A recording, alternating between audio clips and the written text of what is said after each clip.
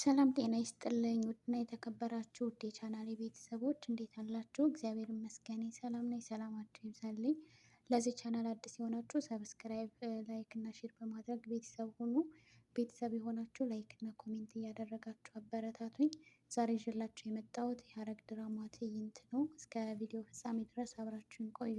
ያፌትና ናታን እንግዲህ ፊት ለፊት ተገናኝተዋል። ናታን እንግዲህ እና ኤፍን ሆኖ ያፌትን ተገናኝተውታል ማለት ነው። እንግዲህ ያፌት ናታንን ሲያየው በጣም ይደነግጥና አንተ ደግሞ እዚህ ምን አባት ትሰራለህ ይለዋል። ናታንም እንግዲህ አንተ ነህ ቦታዬ ላይ የተገኘኸው ምን ትሮ ትላለህ ይለዋል። ምን ነው እኔን ለማፈላለግ ላይ ታች ስትል አልነበር እንዴ ይለዋል።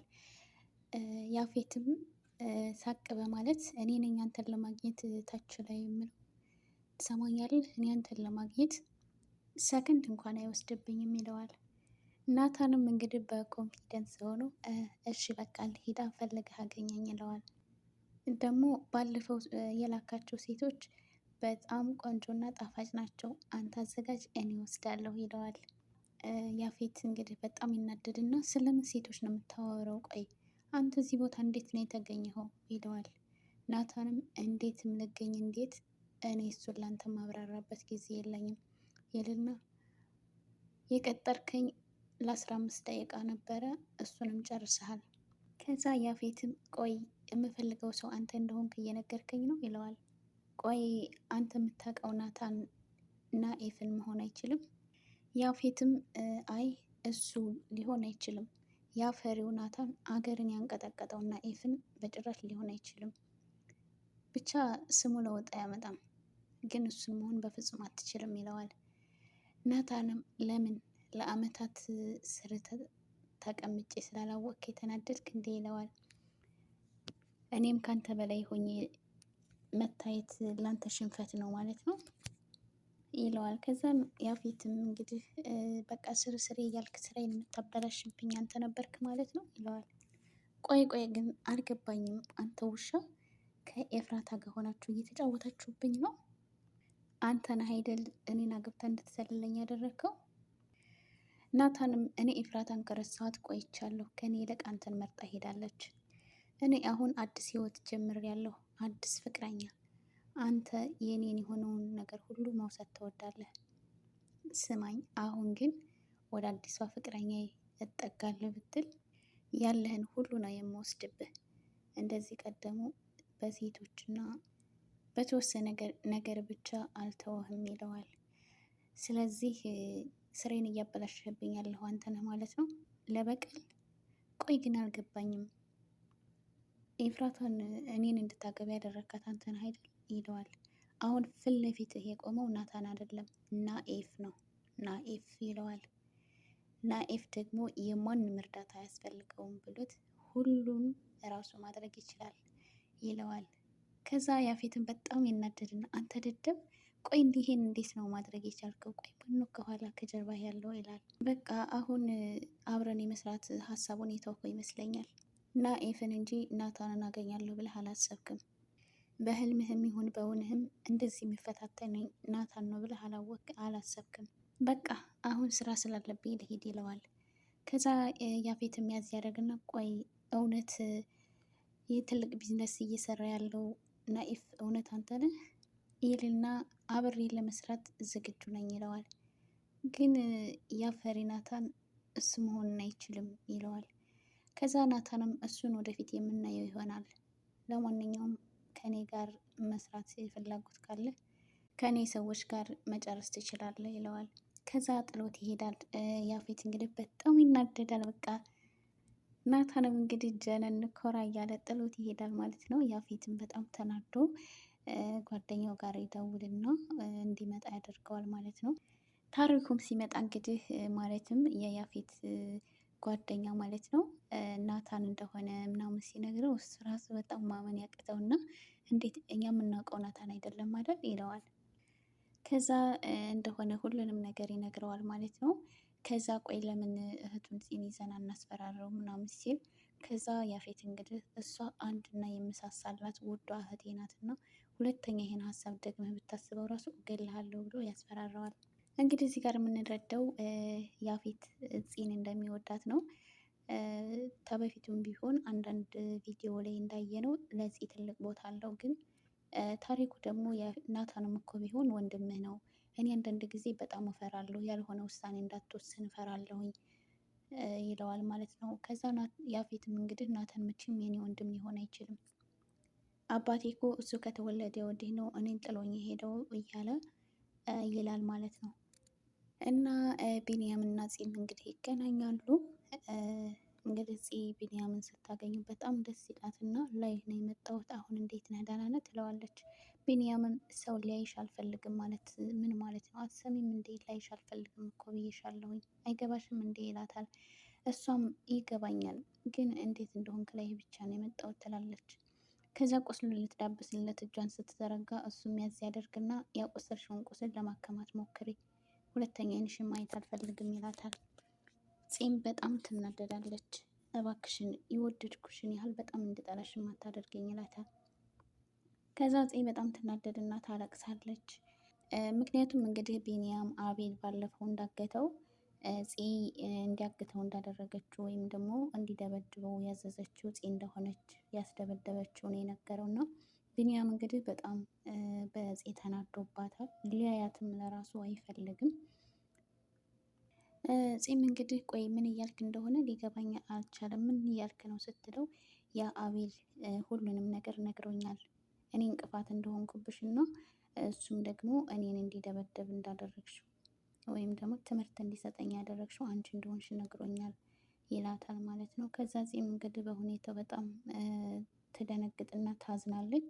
ግን እኔ አይደለሁም ማለትም አልቻለች። ምክንያቱም ቪዲዮ ስለያዘባት ወይም ደግሞ ኤፍራታ እንግዲህ ናታንን ትታ ያፌትን እንድታገባ ያደረጋት ቪዲዮ ማለትም እንግዲህ ናታን ሰው ሲገድል የሚያሳይ ቪዲዮ ይዞ አስፈራርቶ ነው ኤፍራታንም እንዲያገባት ወይም እንድታገባው ያደረጋት እና አሁንም አቤል እንግዲህ ያንን ቪዲዮ ይዞ እኔ ምልሽን ካላደረግሽ ወንድምሽ እስር ቤት ይገባል ብሎ ስላስፈራራት ቢንያም የሚላትን እንግዲህ ምንም ነገር መቃወም አልቻለችም ማለት ነው። ከዛ ቢንያምም እንግዲህ በይ ንገረኛ ወይ አይደለም በይኝና አንቺን ልመንሽ እያለ ይዞ በይ ንገረኝ እያለ ሲል አቤል ይመጣል ማለት ነው።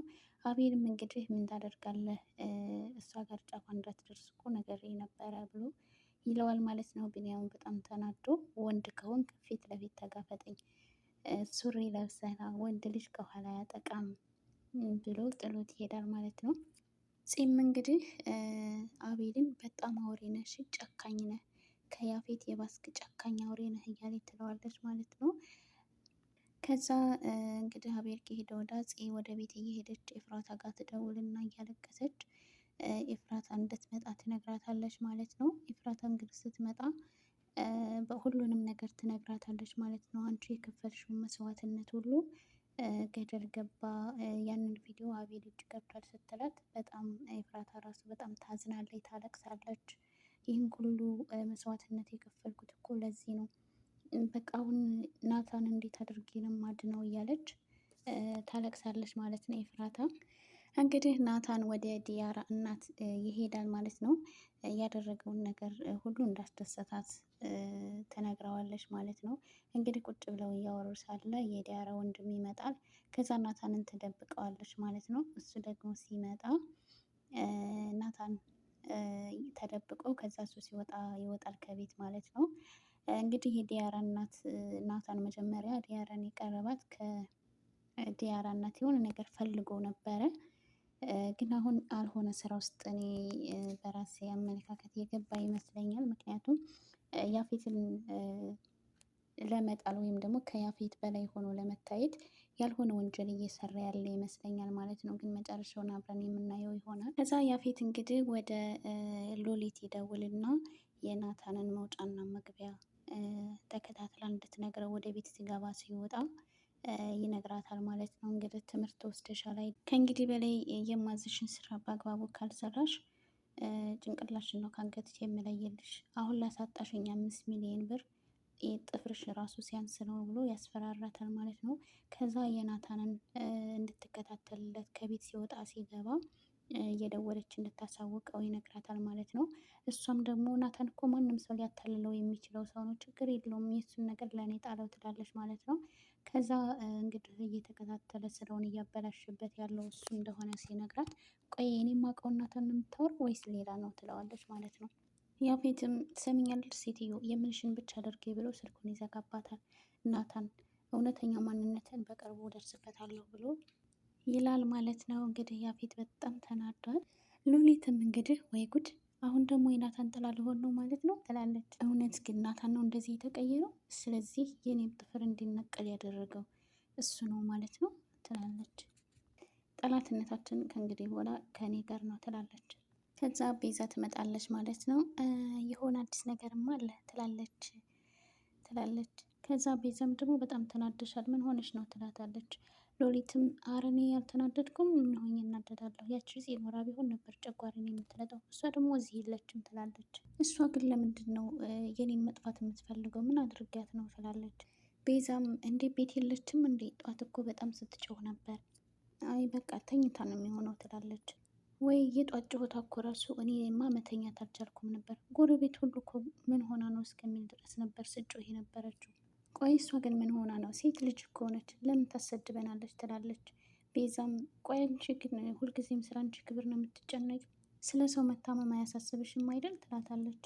እሷ መቼ የኔ ህመም ታያት ትላለች። ሎሊትም እኔ እንደዛ ታመሜ እንኳን እየተንሰፈሰፍኩ እያለሁ እሷ እኮ ለመማታት ነበር የምትሞክረው ትላለች። ቤዛም አንቺም እንደ ታመመ ሰው ሁኚ መጀመሪያ፣ ላስታማሚ ተመቼ በእባብ ምላስሽ እየተናገርሽ ሰው ጥሩ እንዲሆንልሽ አትሞክሪ። እኔም ጓደኛ አይንሽ ብዬ ላቀርብሽ ስሞክር አንቺ ግን እንደዛ አታስቢም። ቆይን ለመሆኑ እንደዚህ እንድትሆኝ ያደረገሽ ማን ነው? በቃ አንቺ ልትወጫ ነበር እንዴ? በቃ ልጁን አታስጠብቂው ሂጂ ትላለች ሎሊት። በቃ ችግር የለውም እሱ ትንሽ መጠበቅ ይችላል ትላለች። ይልቅ አንቺ ከምን አይነት ሰዎች ጋር እንደተጣላሽ ንገሪኝ፣ ቢያንስ ለራሴ ይጠነቀቃለሁ። ናታን እንዳለው ከሆነ ወደ ሆስፒታል ስንሄድ እየተከታተሉን ነበር። ቆይ ምን አድርገሻቸው ነው? እነሱስ እነማን ናቸው ትላለች። ከዛ ሎሊትም ይሄ አንቺን የሚመለከት ነገር አይደለም፣ እኔም ህመሜን ላስታምበት፣ አንቺም ወደሚመለከትሽ ነገር ሂጂ ትላታለች። ቤዛም ለምን አይመለከተኝም? ይሄ እኮ የእኛንም ቤተሰብ የሚጎዳ ነገር ነው ትላለች። አታስቢ፣ ሰዎቹ ችግራቸው ከኔ ጋር ነው፣ እሱም ደግሞ በውይይት ፈተነዋል ትላለች። ከዛ ቤዛም እንደዛ ነው፣ በቃ እንደዛ ከሆነ በአንቺ ምክንያት ቤተሰቤ አንድ ነገር ይሁንና ከአንቺ ጋር ነው ጸቤ ትላታለች። ሎሊትም ማንኛው ቤተሰብሽ ነው ትላታለች። ከዛ ቤዛ በዚህ ንግግሯ በጣም ይከፋታል። ከዛ ተንስታ ትሄዳለች። ከዛ ቤዛ ከአዲሱ ጓደኛዋ ጋር ተገናኝተው ምን ሆነች ነው የከፋሽ ሲላት ስለ ቤተሰቦቿ አንዳንድ ነገር ትነግረዋለች። እሱም የእናንተ ቤተሰብ ችግር ከኛ ቤተሰብ ግን የባሰ አይሆንም ይላታል። እሷም ሊሆን ይችላል ግን ደግሞ የእናንተን ቤተሰብ ችግር ከኛ ቤተሰብ ችግር አንጻር እርቡንም እንኳን ላይሆንም ይችላል ትለዋለች። እንግዲህ ቪዲዮ መጨረሻ ላይ ፂና ኤፍራታ እያወሩ ፂ ምን እንዳንቺ ጠንካራ አይደለሁም፣ ነገሮችን ሁሉ መቋቋም አልቻልኩም እያለች እያለቀሰች የሆነውን ነገር ሁሉ እያወሩ ነበረ። ኤፍራታም እንግዲህ በጣም ተናዳ ፂን በተቀመጠችበት እያለቀሰች ጥላት ትሄዳለች። እንግዲህ ምን ይፈጠራል የሚለውን በቀጣይ ቪዲዮ የምናየው ይሆናል።